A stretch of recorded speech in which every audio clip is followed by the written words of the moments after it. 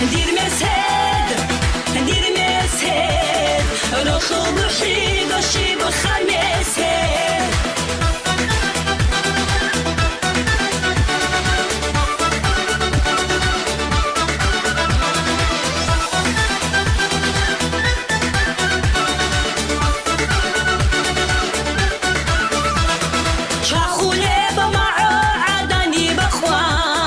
روحي دي دارك ايش بتطارو دير قسمتها شو خدر قد سخون اني شاز ديد وشيزي هاوراو شاخولي بمعو عدني بخوان روحي دي دارك ايش بتطارو دير قسمتها شو خدر قد سخون اني شاز ديد وشيزي هاوراو دير مسهد دير خوب خی داشی بخن مسد دیر مسد رو خوب خی داشی بخن مسد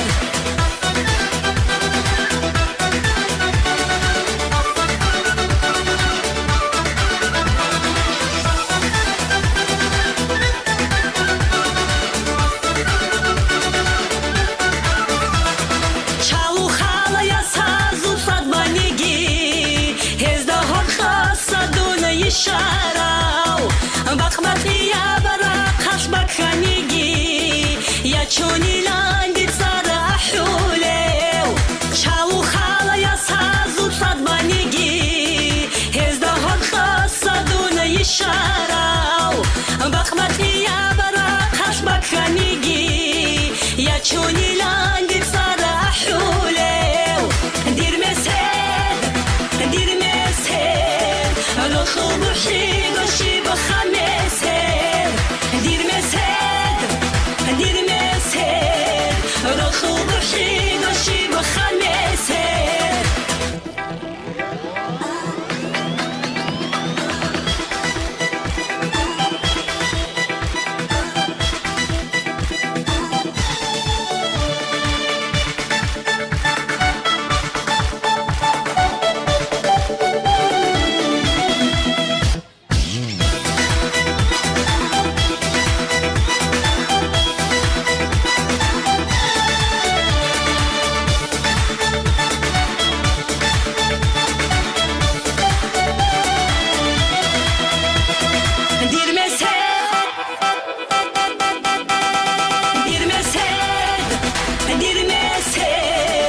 رو خوب خی داشی بخن مسد